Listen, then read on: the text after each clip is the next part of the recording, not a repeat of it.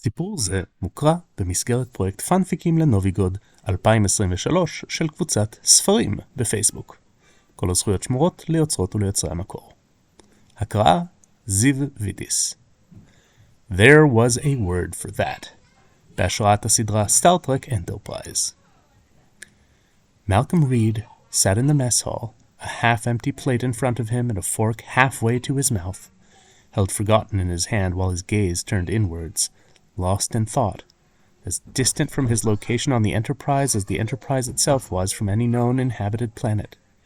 The security officer prided himself on his alertness to his surroundings and awareness of threats, so his sharp return to the present, accompanied by a jump, a noise, not a yelp, absolutely not a squeak, but a noise nevertheless, and the skitter of a fork hitting the floor, was not at all within his standards. And the gaze he turned on his colleague, whom he considered a friend, as much as he considered anyone a friend, was quite hostile. "Can I help you with anything, Ensign Saato?" "Oh, sorry! I didn't mean to startle you." She looked only a little contrite, and sat down at his table, uninvited, and her expression took away any sting that might have been in her words, were she a stinging sort of person. "Quite all right, you didn't," Malcolm lied without blinking. He didn't want company, but also didn't want to hurt Hoshi's feelings. Much. And again, is there anything I can help you with? "You looked pensive. I wondered what caused that. This is the most boring stretch of space we've been to in months. We haven't had a reason for stress in days." His face soured. "Now that you've said that, something unpleasant or stressful is likely to happen before the end of the next shift. So thank you for this impending crisis." He was only partly teasing. After 3 years of exploration, he'd come to believe, at least a little, that wishing for trouble brought it about. And really, they didn't need any more trouble than they'd had. He didn't need the specific kind of trouble he was having now. Hoshi dismissed his doom and gloom predictions with a wave of her hand. "The state of the Enterprise isn't what had you so lost in thought that I snuck up on you after you hadn't moved in 5 minutes. Want to share?" "No," he sighed explosively. No, he did not. He didn't know if he had words to explain it. Hoshi fixed him with an unwavering stare. "You're distracted, you look tired, and a crewman came to get me because you were humming a tune down in weapons this morning, and she thought you'd been possessed by a cosmic entity." She leveled a finger at him. "Something's up. As your friend, I'm asking what it is. As your superior officer, I don't think it's appropriate for me to discuss personal matters with you," he hedged, but as he said it, he knew he'd trapped himself. "A personal matter, is it? If it's got you that distracted, it must be something big. You were humming, so it probably wasn't bad news from home. Are you about to be an uncle?" Not that I know of." The last thing Malcolm needed was Hoshi playing detective with his behavior and picking through his brain. On the other hand, who the hell else could he talk to about this? "Look, this isn't the time or the place to discuss this, all right? There were other people in the mess hall. He'd die before his, whatever this was, became subject of public discussion or gossip. He'd pilot a shuttle right into a sun before he allowed that to happen." Hoshi looked around and nodded. "Fair." They both knew how hard it was to keep gossip down on the ship. "I have an idea. Join me in the hydroponics bay later? I volunteered to spend some time with Porthos so the captain can clean out his quarters while we're on this relatively peaceful stretch of the trip." Malcolm considered this. The hydroponics bay was a good spot for private conversations because it was difficult to hide in, and the constant hum of lamps and humidifiers made it hard to eavesdrop. Reluctantly, he nodded. He knew Hoshi was unlikely to let the matter drop, and he really had been distracted. It was starting to affect his work. "Fine. Let me know when." She nodded as well, and left him with his half-eaten meal and his confusion. Hours later, they met in the hydroponics bay. Porthos barked a greeting, jumping up to lean his front paws on Malcolm's legs, and the man ruffled the dog's silky ears. He'd made a point of not getting too affectionate with the dog previously, First of all, he was the captain's, and second, it might become a habit. He liked dogs, but didn't want to appear to be trying to curry favor with the captain through his dog. As they started walking, Hoshi let the silence stretch for a minute or two, allowing Malcolm to gather the words to try and explain. Insensato. Hoshi, I'd like to believe that we have become friends over the course of this mission. He started feeling like he was picking his way in the dark through the conversation. Hoshi smiled wide. I'd like to believe that as well, Lieutenant. I think I've made other friends on the ship as well. I'm sure you have. Then why do I feel differently towards some of them than I do towards others? The words exploded out of him, and he hated the edge of confusion and helplessness in his voice. Hoshi stopped and studied him, her eyes free of judgment. Different how? Like... He struggled again. If only emotions were something he could define in clear parameters. You're my friend. My security team, they are important to me. I care for them and about them. Don't tell them that. They know Malcolm. He ignored that with a grunt and went on. The crew of this ship, losing any of them is a terrible thing. But somehow, losing them would be worse than terrible.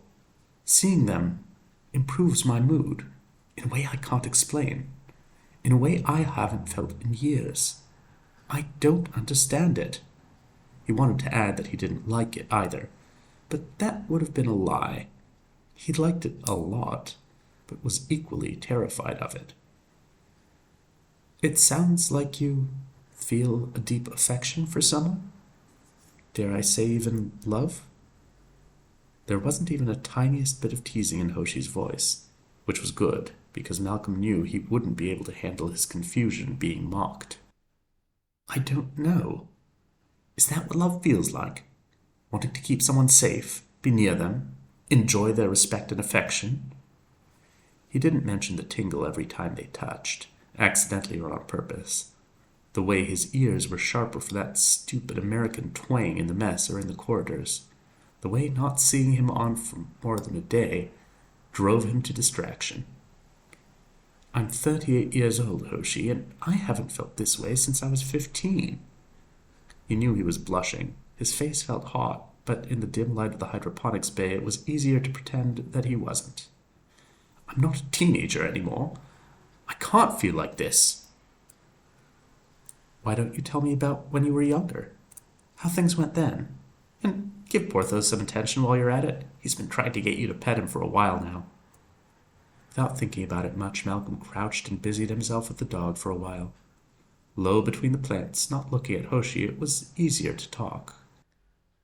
I was at school. People were pairing up around me, and I never felt that urge. I looked at girls, and I liked that. And also at boys, and I liked that as well. He'd never had an issue with his bisexuality. But I never got all flustered, confused, or starry-eyed about anyone. My mates were falling over themselves, writing soppy poetry and planning big gestures, and I just didn't. I was what they called a cold fish. The less generous ones had termed him a dead fish rather than a cold one. But then, around the end of high school, there was one girl. Liane, her name was, and I'd known her for ages. We've practically grown up together. We'd gone sailing. He'd hated that. And on school trips. And for a while, I discovered that my feelings for her had somehow shifted, changed, into something that involves soppy poetry and big gestures, Hoshi suggested delicately, and he nodded, still focusing most of his attention on Porthos. Of course, by then whatever feelings she might have ever had for me had transformed into sisterly affection, and she was uninterested in anything more. We graduated and went our separate ways, and I've never had that kind of feeling again. Until now, that is. Until recently, I'm guessing? Malcolm nodded again. Until... It's not a sudden thing, you know. I don't wake up one morning and find out I'm feeling feelings for someone. I think it would be easier if it were like that. But it's the opposite. like a slow trickle, or fruit ripening. You know, the French term for falling in love at first sight is coup de foudre, which literally means lightning strike. It sounded like a non sequitur, except that she followed it up with, your situation appears to be exactly the opposite of a sudden surge of emotion. There's a French term for that as well. S'apprivoiser, to tame, in which two or more parties get used to each other, learning to accept one another. Like that? Well, yes. That sounded right, at least from his side of things. I was quite sure I couldn't. Love, that is. I tried, and I had partners sometimes, but it never lasted. They always wanted more than I could give, more than I could feel. That felt like a momentous confession, the distilling of years of conflict, bitter fights and self-disgust, and feeling inadequate, inhuman, into a sentence. But neither Hoshi nor Porthos seemed shocked. Not all love is romantic love, Hoshi said thoughtfully. In Greek, for example, there are at least 14 types of love, from the love of oneself, to love of a place, to reverence towards a deity. Only about 3 or 5 of those types are, or can be applied to, romantic love. You love places, you have people that you care about deeply. You love your work, yes? Yes? It was the first time he'd considered this.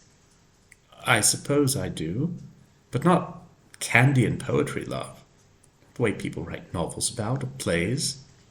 People around me seem to fall in and out of love as easily as breathing, but me, when we met with the future Enterprise and I learned that I'd die alone, that wasn't a surprise. There's something wrong with me, like an alien. Wasn't love fundamental for humans? Didn't certain alien species go on about the exceptional human capacity for empathy and fellowship? If he didn't have that, was he less human? It was a question he hated asking and felt he would hate answering even more. Aliens have love. Well, those we know do anyway. Vulcans use only one word that can mean brother, friend, or lover, depending on the context and inflection. But Vulcans don't make as big a deal of love as humans do, arranged marriages and all. Love is something they grow into and then, if I understand correctly, refuse to admit to. Denobulans have a cascading list of terms for levels of intimacy and affection, for each of their 3 spouses, and for the other 2 spouses of every one of their spouses, and so on. Even in other Earth cultures, deep affection can be romantic or not, without prejudice. Korean, Malay, Japanese, and Chinese all have terms for close, long-lasting friendship and affection that don't necessarily have to be romantic. We've already established that you feel those. Malcolm could feel Hoshi going into lecture mode, and it was preferable to picking through his soul mode, so he let her continue. It was interesting, too, for him if not for Porthos, who curled up under his hand and went to sleep. So, in short, romantic feelings don't make you human, and not feeling them doesn't detract from your humanity, she finished. I could go on through lists of words, but I'll ask you about one specific term. Are you familiar with the concept of being aromantic or demi-romantic? No? He wasn't very well versed in terms related to romance, as he didn't engage in it or with it much. Hoshi tugged on his shoulder slightly and he stood up, refusing the temptation to keep avoiding her face. So, an aromantic person doesn't feel romantic attraction, either at all or very rarely. It doesn't mean they also necessarily don't experience sexual attraction or that they can't form deep emotional connections for long periods of time. One of my friends at the academy was aromantic, and she had an ongoing friends with benefits arrangement with another student that, as far as I know, is still ongoing. And they were and are very close friends. Malcolm looked away, feeling his lips twist and frowned. And she was never rejected by people who just didn't get that? Oh, she was. A lot. But she found the right people eventually. All right, that made some sense, and Malcolm could feel the word resonating in him. Just knowing that there was a term for it made him feel lighter. If there was a word for it, that meant it was a real thing, that others experienced it too. It didn't mean he wasn't somehow damaged, but he was damaged in a way that others were as well. The feeling that there were others like him was refreshing, reassuring, a relief. But I don't think you're aromantic. Well, wasn't that just a metaphorical glass of cold water in his face? He jerked away. You don't? No, because by your own description, you do experience romantic feelings if you've known someone for a long time and have a strong emotional connection with them that isn't romantic. You shift from philia to eros, or some other term that is more romance than deep friendship. That falls under the general umbrella of demi-romanticism. It's just a definition, but it's nice to have clear definitions, isn't it? You can say that again. He felt out of breath, like he'd just come off a roller coaster or a speedboat, or like he was still on one. There was a word for what he was, a definition. That was really lovely, but it left questions. I have a strong connection to all of you, though. You, the captain, Travis, even to Paul. You've all saved my life, and I've saved yours. We've been in more desperate situations together than I care to recall. Why have I only developed romantic feelings? He stopped at the last second, but Hoshi completed the thought for him smoothly. For Commander Tucker? His foot must have twitched, because Porthos woke up with a soft whine. Malcolm was a breath away from echoing it, and felt his face heat again. He looked away, shrugging minutely, awkward again. You don't have to deny, or confirm, of course. That's between you two. Hoshi touched his arm lightly, just a quick butterfly pat of comfort. It was more comforting than Malcolm would have admitted under torture. But it's not wrong, or a problem. At least I don't think it is. Why him, of all people? The question burst out of him, almost angry. I've had the same experiences with most of you. Why am I not like that, with every last bloody person on this ship? Even now, he couldn't define what he felt for Trip as love. Not out loud, anyway.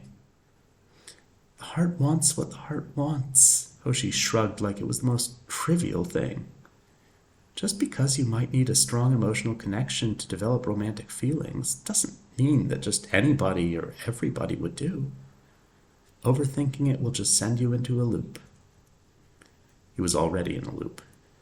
What happened if Trip was even similarly inclined, when what Malcolm felt just wasn't enough to keep up with the expected human standards? What if Trip only saw him as a friend or a brother or a sad joke, a pity case, not up to baseline human technical specs, a head case with no emotions? What if, again, even this intensely confusing morass of emotions wasn't enough? Lieutenant, Malcolm, breathe!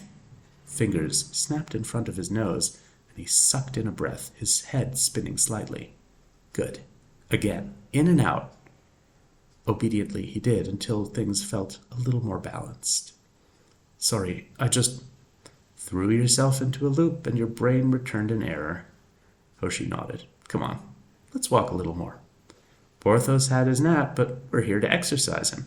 Go on, boy, she said to the dog, who scampered ahead of them. Malcolm's shoulders slumped. I shouldn't even get involved with anybody. It'll end badly, and one of us will have to transfer, and that will be bad for everyone, and unfair to the ship and its crew. The words came out stiffly. He knew they were the right thing to say, but found he had a hard time convincing himself. Hoshi shook her head very slightly. Her lips thinned in disagreement. I'm very close to being out of line here, I know, but I care about you, Lieutenant, and about Commander Tucker. I want to see you both happy.